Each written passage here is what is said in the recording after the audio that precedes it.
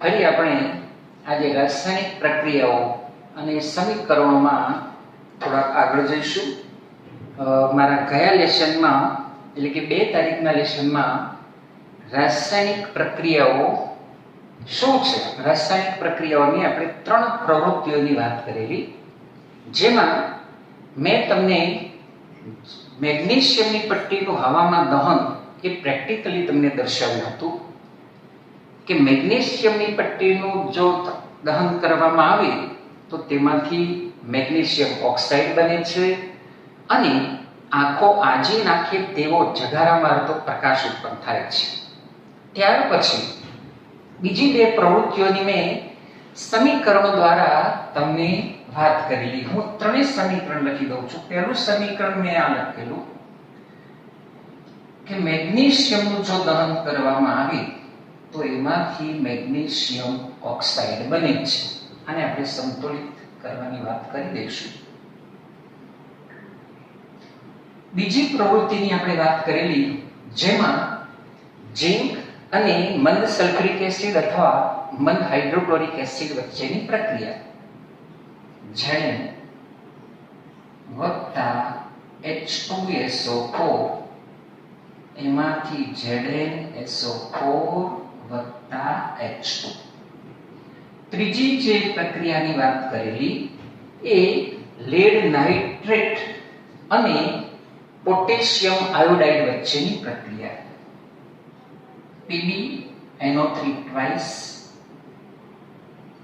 વત્તા lead potassium iodide Ki. આ 2 વચ્ચેની પ્રક્રિયાથી PbI2 લેડ આયોડાઇડ વત્તા KNO3 પોટેશિયમ નાઇટ્રેટ બને છે. અહીંયા આયોડિનના 2 છે તો હું અહીંયા સંતુલિત કરવા માટે 2 મૂકી દઈશ. તો પોટેશિયમના 2 પરમાણુ કરવા માટે હું નિપજમાં પોટેશિયમ નાઇટ્રેટની આગળ 2 મૂકી દઈશ. સંતુલિત કરવાની વાત આપણે વિદ્યાર્થી મિત્રો કરવાના છીએ. નાઇટ્રોજનના તમે અહીંયા જોશો તો 2 પરમાણુ છે. ઓક્સિજનના 3 દૂ 6, ઓક્સિજનના 3 દૂ 6, Pb નો 1, Pb નો 1, પોટેશિયમ K ના 2, K ના 2, Pb 1, Pb 1. આમ રાસાયણિક સમીકરણ સંતુલિત થઈ ગયું. આ 3 પ્રવૃત્તિ દર્શાવતા સમીકરણની વાત મેં કરેલી, જેમાં આ પ્રક્રિયાને મેં પ્રેક્ટિકલી તમને બતાવેલી. તો હવે આપણો પહેલો પ્રશ્ન આ છે કે રાસાયણિક પ્રક્રિયા દરમિયાન કેવા ફેરફારો જોવા મળે છે. તો વિદ્યાર્થી મિત્રો, પહેલો ફેરફાર આપણે વ્યવહારમાં જોવા મળતી પ્રક્રિયા પરથી જ લઈ લઈશું. મેં એ લેસનમાં પણ મેં વાત કરેલી કે દૂધને આપણે ઉનાળામાં મૂકી રાખીએ બહાર તો એ દૂધમાંથી દહીં બને છે. દૂધ એ પ્રવાહી સ્વરૂપ છે, ત્યારબાદ એમાંથી બનતું દહીં એ ઘન સ્વરૂપ છે. તો મિત્રો તમે જુઓ કે આ એક રાસાયણિક પ્રક્રિયા થઈ અને એ રાસાયણિક પ્રક્રિયામાં પ્રવાહીનું ઘનમાં રૂપાંતર થયું. તો પહેલો જ ફેરફાર એ આપણને કયો જોવા મળશે? રાસાયણિક પ્રક્રિયા દરમિયાન જોવા મળતા ફેરફારો. એમાં પહેલો ફેરફાર આપણને અવસ્થામાં પરિવર્તન જોવા મળ્યું, એટલે કે એની ભૌતિક અવસ્થામાં પરિવર્તન જોવા મળે છે. તો પહેલો મુદ્દો આપણને આ મળશે કે ભૌતિક અવસ્થામાં પરિવર્તન.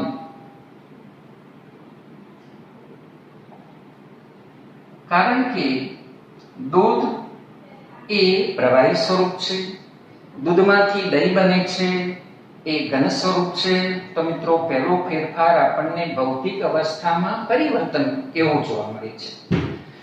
ધોરણ 9 ની અંદર મિત્રો તમે ભૌતિક અને રાસાયણિક ફેરફાર જોઈ ગયા હશો, જેમાં ભૌતિક ફેરફારમાં સ્પષ્ટ તમે આવું જોયું હશે કે ભૌતિક ફેરફારમાં પદાર્થની અવસ્થામાં પરિવર્તન આવે છે, એ અવસ્થા બદલાય છે. તો વિદ્યાર્થી મિત્રો તમને અહીં પણ પ્રશ્ન થતો હશે કે અહીંયા પણ ભૌતિક અવસ્થામાં પરિવર્તન આવે છે, પણ યાદ રાખો મિત્રો કે ભૌતિક ફેરફારમાં માત્ર એની અવસ્થામાં ફેરફાર થાય છે, પરંતુ એના રાસાયણિક બંધારણમાં કોઈ ફેરફાર થતો નથી. જેમ કે બરફ એ પાણીનો ઘન સ્વરૂપ છે, એનું અણુસૂત્ર આપણે H2O લખીશું. બરફ 0°C તાપમાન કરતા આપણે ઊંચા તાપમાને એને પ્રવાહી સ્વરૂપમાં જોઈશું તો પાણીનું અણુસૂત્ર H2O થશે.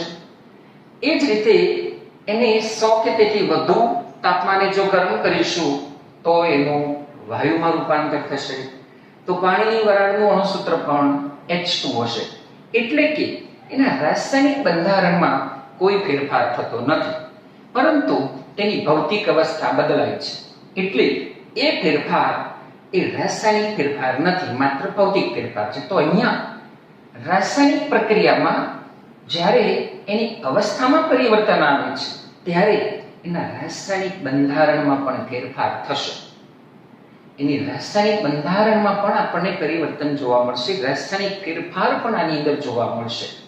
તો પહેલો મુદ્દો આપણો થશે કે ભૌતિક અવસ્થામાં પરિવર્તન આવે છે. હવે બીજો મુદ્દો લઈશું આપણે. વ્યવહારિક ઉદાહરણ પર જઈને જ આપણે જોઈશું વિદ્યાર્થી મિત્રો. ક્યાંક તમે વ્હાઇટ વોશ થતો હોય ઘરમાં કે ક્યાંક તો તમે જોયું છે કે કડી ચૂનાને પાણીમાં પલાળવામાં આવે છે. આ કડી ચૂનાને જે પાત્રની અંદર પલાળવામાં આવે છે ત્યારે તમે જો નિરીક્ષણ કર્યું હોય તો એમાંથી ખૂબ જ ગરમ થાય છે. પાણીમાં જ્યારે કડી ચૂનાને નાખવામાં આવે છે ત્યારે એ પાત્ર એટલું તો ગરમ થાય છે કે એમાંથી વરાળ નીકળતી હોય છે. તો અહીં શું થયું?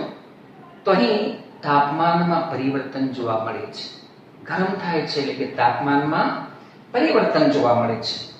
બીજી પ્રક્રિયાને આપણે આ જે પ્રવૃત્તિ હતી એને તે આધારે પણ જોઈ લઈશું કે ઝીંકના ટુકડા અને મંદ સલ્ફ્યુરિક એસિડ કે ઝીંકના ટુકડા અને મંદ હાઇડ્રોક્લોરિક એસિડ આ બંને વચ્ચેની પ્રક્રિયા થાય ત્યારે એક કોનિકલ ફ્લાસ્ક હોય કે કસનરી હોય, જો તમે એને સ્પર્શ કરો તો તમને ગરમનો અનુભવ થશે. તો અહીં બીજો ફેરફાર આપણને કયો જોવા મળશે કે તાપમાનમાં પરિવર્તન થાય છે. એટલે કે તાપમાનમાં પરિવર્તન જોવા મળે.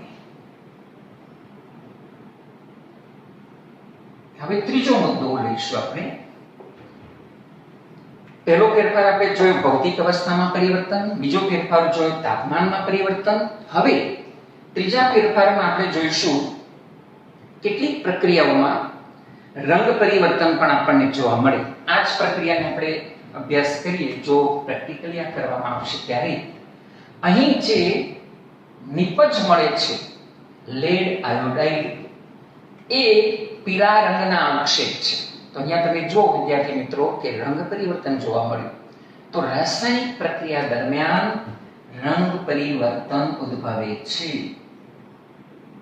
આ આપણો ત્રીજો ફેરફાર કે રંગ પરિવર્તન ઉદ્ભવે છે.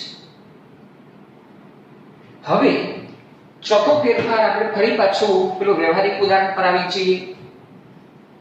કડી ચૂનો અને એની પ્રક્રિયા, તો એમાં તમને ગરમનો અનુભવ થશે. કેટલીક રાસાયણિક પ્રક્રિયાઓમાં અહીંયા તમે જો કે હાઇડ્રોજન વાયુ ઉત્પન્ન થાય છે. કેટલીક રાસાયણિક પ્રક્રિયામાં કાર્બન ડાયોક્સાઇડ ઉત્પન્ન થશે. જેમ કે લાઇમસ્ટોન CaCO3 એટલે કે ચૂનાના પથ્થરનું જો વિઘટન થાય તો એમાંથી CO વત્તા CO2 ઉદ્ભવે છે. તો અહીંયા કેલ્શિયમ કાર્બોનેટનું વિઘટન થવાથી કાર્બન ડાયોક્સાઇડ વાયુ ઉત્પન્ન થયો. તો કેટલીક પ્રક્રિયાઓમાં હાઇડ્રોજન વાયુ ઉત્પન્ન થાય, કેટલીક પ્રક્રિયાઓમાં ઓક્સિજન વાયુ ઉદ્ભવે, કેટલીક પ્રક્રિયાઓમાં કાર્બન ડાયોક્સાઇડ વાયુ ઉદ્ભવે, કેટલાકમાં નાઇટ્રોજન વાયુ ઉદ્ભવે. આમ રાસાયણિક પ્રક્રિયા દરમિયાન વાયુઓનો ઉદ્ભવ થાય છે.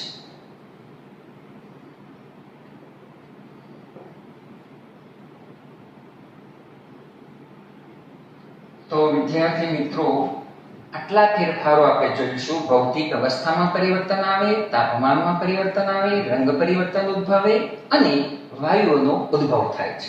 તો આ મુદ્દાને તમે બરાબર સમજી ગયા છો. હવે આપણે વાત કરીશું રાસાયણિક સમીકરણની. રાસાયણિક સમીકરણ શું છે એની સ્પષ્ટ વ્યાખ્યા તો આપણને પાઠ્યપુસ્તકમાં આપેલી જ નથી, છતાં આપણે એને સમીકરણ સ્વરૂપે લખવાનો પ્રયત્ન કરીશું કે રાસાયણિક સમીકરણ શું છે.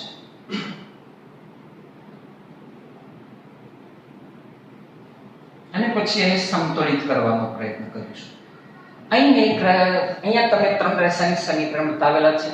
મેગ્નેશિયમની ઓક્સિજન સાથેની પ્રક્રિયા, ઝિંકની સલ્ફ્યુરિક એસિડ સાથે લેડ, નાઇટ્રેટની પોટેશિયમ આયોડાઇડ સાથેની પ્રક્રિયા. તો અહીંયા તમે જુઓ કે આપણે રાસાયણિક પ્રક્રિયાને રાસાયણિક સમીકરણ સ્વરૂપે દર્શાવ્યું. તો રાસાયણિક સમીકરણ છે શું?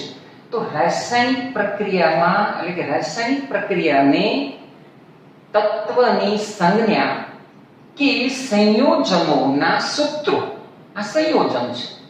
રાસાયણિક પ્રક્રિયાને તત્વની સંજ્ઞા કે સંયોજનોના સૂત્રો સ્વરૂપે દર્શાવવામાં આવતા સાંકેતિક નિરૂપણને રાસાયણિક સમીકરણ કહે છે. વિદ્યાર્થી મિત્રો ફરી એકવાર જોઈ લો. રાસાયણિક પ્રક્રિયાને તત્વની સંજ્ઞા અને સંયોજનોના સૂત્રો સ્વરૂપે દર્શાવવામાં આવતા સાંકેતિક નિરૂપણને રાસાયણિક સમીકરણ કહે છે. તો આ રાસાયણિક સમીકરણની વાત થઈ ગઈ. આ રાસાયણિક સમીકરણો આપણે દર્શાવ્યા છે. ચાલો હવે આપણે લઈએ પ્રેક્ટિકલી આપણે કરેલું કે મેગ્નેશિયમની પટ્ટીને આપણે દહન કરેલું તો ઓક્સિજન સાથે. તો મેગ્નેશિયમ વત્તા ઓક્સિજન આ બે વચ્ચે રાસાયણિક પ્રક્રિયા થવાથી તેમાંથી મેગ્નેશિયમ ઓક્સાઇડ ઉદ્ભવ્યો. આને આપણે ગરમ કરેલું. તો અહીંયા તમે જુઓ કે મેગ્નેશિયમ એટલે Mg, ઓક્સિજન એટલે O2, એમાંથી MgO બને છે. આ રાસાયણિક સમીકરણ થયું. રાસાયણિક પ્રક્રિયા એને આપણે સંજ્ઞા અને સંયોજનોના સૂત્રો સ્વરૂપે દર્શાવ્યું ત્યારે એક રાસાયણિક સમીકરણ થયું. Magnesium Mg, oxygen O2, MgO. અહીંયા ઓક્સિજનના 2 પરમાણુ છે માટે અહીંયા 2 એટલે 2MgO અને Mg ના 2 થવાથી અહીં પણ આપણે પ્રક્રિયકોમાં એને 2MgO વડે દર્શાવીશું. રાસાયણિક સમીકરણમાં વિદ્યાર્થી મિત્રો ડાબી બાજુએ આપણે પ્રક્રિયકો લખીશું, જમણી બાજુએ નિપજો લખીશું. આ બાજુ જે છે એને પ્રક્રિયકો તરીકે ઓળખીશું. જમણી બાજુએ ઉત્પન્ન થતા પદાર્થો છે એટલે કે નિપજો છે. એટલે રાસાયણિક પ્રક્રિયામાં રાસાયણિક સમીકરણ લખતી વખતે પ્રક્રિયકોને હંમેશા ડાબી બાજુએ દર્શાવવામાં આવે, નિપજોને હંમેશા જમણી બાજુએ દર્શાવવામાં આવે છે.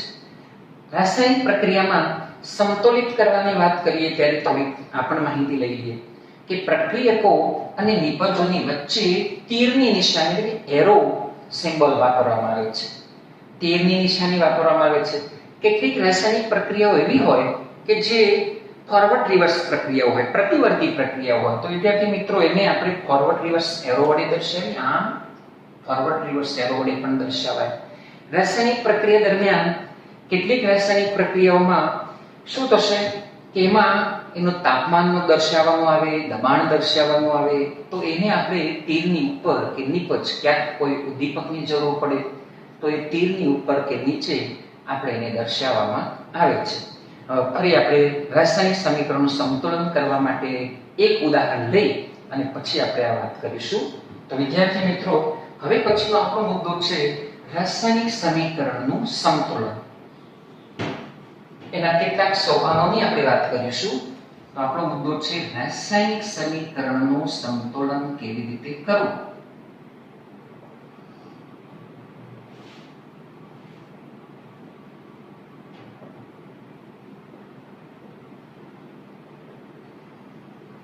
તો એના માટે આપણે એક ઉદાહરણ લઈએ વિદ્યાર્થી મિત્રો કે Fe આયન એની H2O સાથે એટલે કે પાણીની વરાળ સાથેની પ્રક્રિયા લઈશું. કારણ કે Fe એ સક્રિયતા શ્રેણીના મધ્યમાં આવતી ધાતુ કહેવાય. સક્રિયતા શ્રેણીના મધ્યમાં આવતી ધાતુઓની પ્રક્રિયા આપણે પાણીની વરાળ સાથે કરીશું. Fe H2O એમાંથી બનશે Fe3O4 વત્તા H2. અહીંયા હાઇડ્રોજન ઉત્પન્ન થશે. આ એક રાસાયણિક પ્રક્રિયા મેં દર્શાવેલી છે.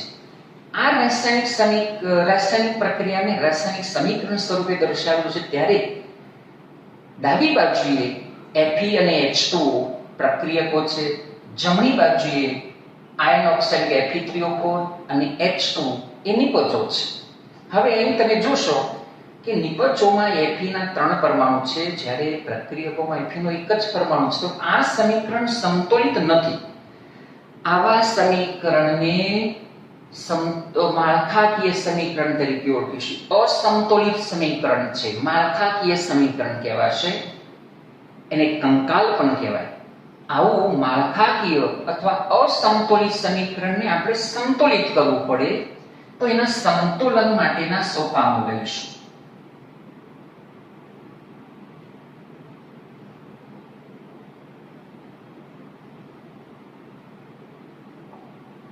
વિદ્યાર્થી મિત્રો, પહેલું સોપાન આપણું આ થશે કે આ માળખાકીય સમીકરણને સંતુલિત કરવા માટે પ્રક્રિયકો અને નિપજોમાં રહેલા તત્વ કે સંયોજનોને એક ખાનામાં આપણે દર્શાવી દઈએ, એક બોક્સની અંદર એને લખી દઈએ. તો અહીંયા તમે જો કે આ સોપાનમાં આપણે શું કરીશું? Fe એની આસપાસ આપણે એક બોક્સ દોરી દઈશું, વત્તા H2O એની આસપાસ એક બોક્સ દોરી દઈશું. ત્યાર પછી Fe3O4 એની આસપાસ બોક્સ દોરી દઈશું અને H2 એની આસપાસ બોક્સ દોરી દઈશું. આ પહેલું સોપાન આપણું થઈ ગયું. તો પહેલા સોપાનમાં આપણે કરવાનું શું? તો આ રાસાયણિક સમીકરણમાં રહેલા તત્વો કે સંયોજનોને એક ખાનામાં એટલે કે બોક્સમાં આપણે દર્શાવી દઈશું. હવે આપણું બીજું સોપાન.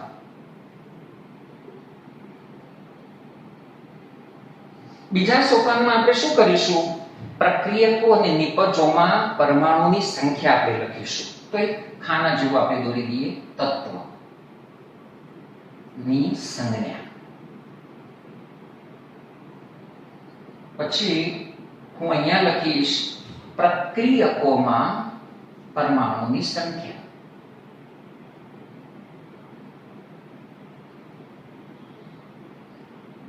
અને નિપજોમાં પરમાણુની સંખ્યા.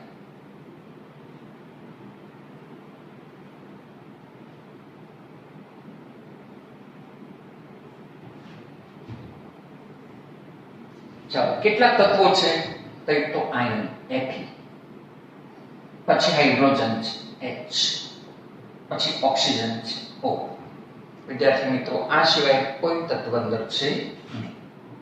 ચાલો હું અહીંયા એક ક્રમ એવું પણ એક ખાનું લઈ લઉં.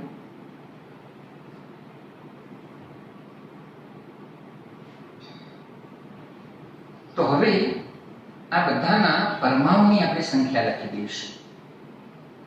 તમે જુઓ કે પ્રક્રિયકોમાં Fe ના કેટલા પરમાણુ છે? તો 1. નિપજોમાં કેટલા છે? તો 3. હાઇડ્રોજનના પ્રક્રિયકોમાં કેટલા છે? 2. નિપજોમાં 2. ઓક્સિજનના પ્રક્રિયકોમાં 1, નિપજોમાં 4. તો અહીંયા તમે જુઓ કે આ સમીકરણ સમતોલિત નથી. એટલે સમતોલિત કરવા માટેનું બીજા સોપાનમાં આપણે શું કરીશું કે પ્રક્રિયકો અને નિપજોમાં પરમાણુની સંખ્યા આપણે લખી દઈશું. આ આપણું સોપાન 2 થઈ ગયું. હવે સોપાન 3.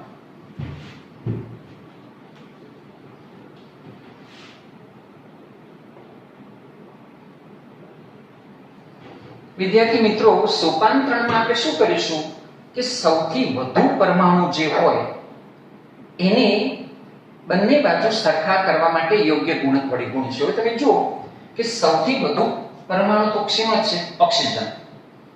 બરાબર. તો સૌથી પ્રથમ આપણે ઓક્સિજનના પરમાણુને પસંદ કરીશું. તો અહીંયા આપણે લખીશું ઓક્સિજનના પરમાણુઓ.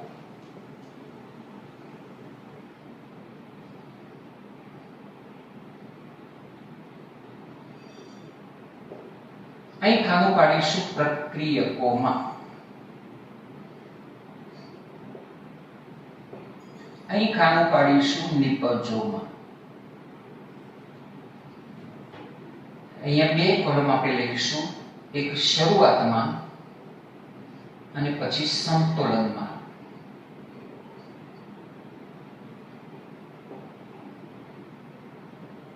તો અહીંયા જુઓ કે પ્રક્રિયકોમાં ઓક્સિજન ક્યાં છે તો H2O માં, બરાબર. તો પ્રક્રિયકોમાં H2O માં છે, તો અહીંયા આપણે H2O કૌંસમાં લખી દઈશું. કેટલા પરમાણુ છે તો 1. નિપજોની વાત કરીએ તો નિપજોમાં ઓક્સિજનના પરમાણુ કેટલા છે 4, તો અહીંયા 4 કરી અને કૌંસમાં Fe3O4. આ વાત થઈ ગઈ. હવે આને સંતુલિત કરવું હોય તો 1 ને કેટલા વડે ગુણીશું 4, 4 ને કેટલા વડે ગુણીશું 1, બંને બાજુ સંતુલિત થઈ જશે. તો હવે પછીનું આપણું સમીકરણ આવું બનશે. જો હું પહેલા તો આ લખી દઉં, Fe+H2O એમાંથી Fe3O4 H2, અને દરેકને પાછા ખાના તો મૂકી જ દો.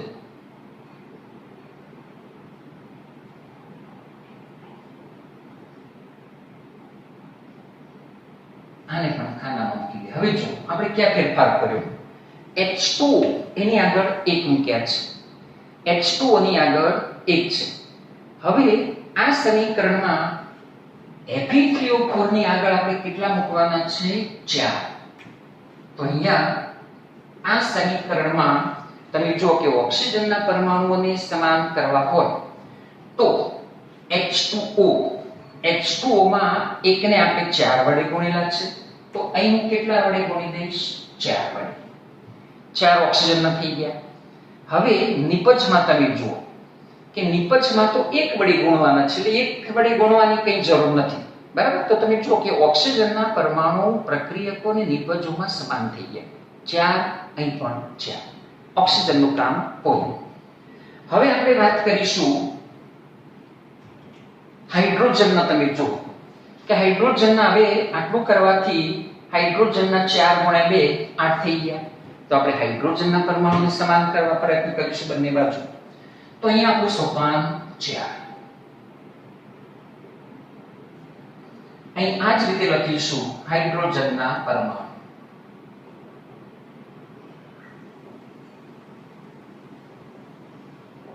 પ્રક્રિયકોમાં અને નિપજોમાં.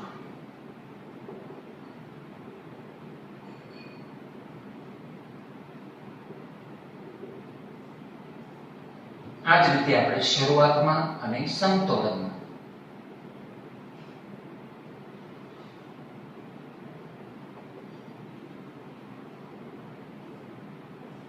તો હવે જુઓ કે પ્રક્રિયકોમાં હાઇડ્રોજનના પરમાણુ ક્યાં છે તો H2O માં છે.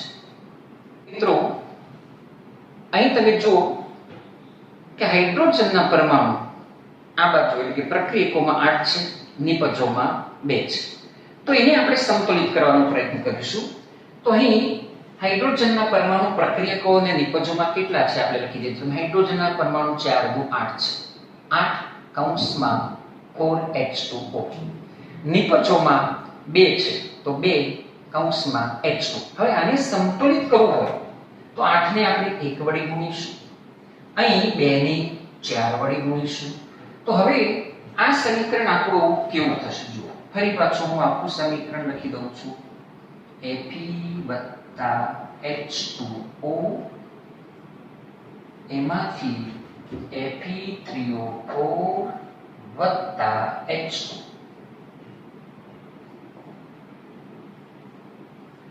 આપણે આ ફેરફાર તો હતો જ, એટલે એમાં તો કોઈ ફેરફાર કરવાનો નથી. 4H2, બરાબર.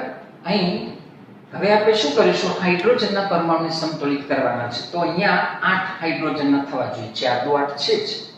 નિપજોમાં 8 કરવા હોય તો અહીં કેટલા વડે ગુણવાનું કહ્યું છે 4 વડે. તો તમે જો કે 4 દુ 8 થઈ ગયું. આ આપણું સોપાન 4. સોપાન 5. સોપાન 5 માં આપણે હવે કયું તત્વ લેવાનું છે આયન, Fe. તો અહીંયા તમે જો કે પ્રક્રિયકોમાં Fe નો એક જ પરમાણુ છે, નિપજોમાં Fe ના 3 પરમાણુ છે. તો હવે આ સમીકરણને સંતુલિત કરવા માટે હું આ Fe ની આગળ 3 મૂકી દઉં. આ એજ ઇટ ઇઝ લખી દઈશું. પછી આપણે જોઈ લઈશું એમાંથી Fe3O4 વત્તા 4H2. હવે જો વિદ્યાર્થી મિત્રો કે આયન એટલે કે Fe ના 3, તો ડાબી બાજુએ Fe ના 3, ડાબી બાજુએ હાઇડ્રોજનના 8, જમણી બાજુએ હાઇડ્રોજનના 8, ડાબી બાજુએ ઓક્સિજનના 4, જમણી બાજુએ ઓક્સિજનના 4. તો હવે બંને બાજુએ પરમાણુની સંખ્યા સમાન થઈ ગઈ છે. રાસાયણિક સમીકરણને સંતુલિત કરવું એટલા માટે જરૂરી છે કે રાસાયણિક સંયોગીકરણનો નિયમ તમે 2 નિયમો ધોરણ 9 માં શીખ્યા હશો. દ્રવ્ય સંચયનો નિયમ કે રાસાયણિક પ્રક્રિયા દરમિયાન દ્રવ્યનું સર્જન કે વિનાશ કરી શકાતો નથી. એટલે કે પરમાણુની સંખ્યા સમાન હોય તો પરમાણુ દળ બંને બાજુએ સમાન રહી શકે. તો હવે આ સમીકરણને આપણે આ રીતે દર્શાવી દઈશું આપણા સોપાન 6 માં. તો આપણું સોપાન 6 આ રીતે થશે. હવે આપણે બોક્સને કાઢી દઈશું. 3Fe વત્તા 4H2O gives Fe3O4 વત્તા 4H2. એના પછીના સોપાનમાં હું આ સોપાન 6 ની સાથે સોપાન 7 ને લઈ લઉં છું.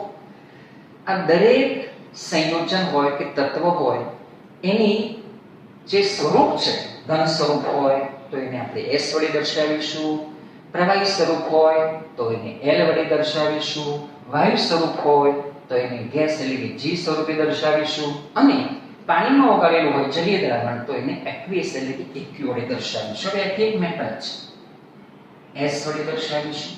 H2O એ આપણે G સ્વરૂપે લઈશું કારણ કે આયનની પાણીની વરાળ સાથેની પ્રક્રિયા કરવામાં આવે છે. તો એમાંથી Fe3O4 આયન ઓક્સાઇડ બને છે અને H2 ઉત્પન્ન થાય છે ગેસ. તો આપણું છેવટનું સમીકરણ થઈ ગયું. વિદ્યાર્થી મિત્રો, આટલા મુદ્દાને આધારે રાસાયણિક સમીકરણ સંતુલિત થઈ શકે. હવે કેટલાક સમીકરણ એવા હોય કે જેમાં તીરની ઉપર આપણે એમાં કોઈ ઉદ્દીપક હોય, તાપમાન હોય, દબાણ હોય એને પણ દર્શાવવો પડે છે. દાખલા તરીકે આપણે જોઈએ વિદ્યાર્થી મિત્રો, આમ તમે આ રાસાયણિક સમીકરણને સંતુલિત કરવાના મુદ્દાઓ જોઈ ગયા છો. હું તમને PDF દ્વારા કેટલાક સમીકરણો હોમવર્કમાં આપીશ, એ તમારે સંતુલિત કરવાનો પ્રયત્ન કરવાનો છે. તો આજનો દિવસ તમારો શુભ રહેશે અને તમે સ્ટે હોમ, સ્ટે સેફ અને સ્ટે હેલ્ધી એની સાથે જ આજનો લેસન આપણે પૂર્ણ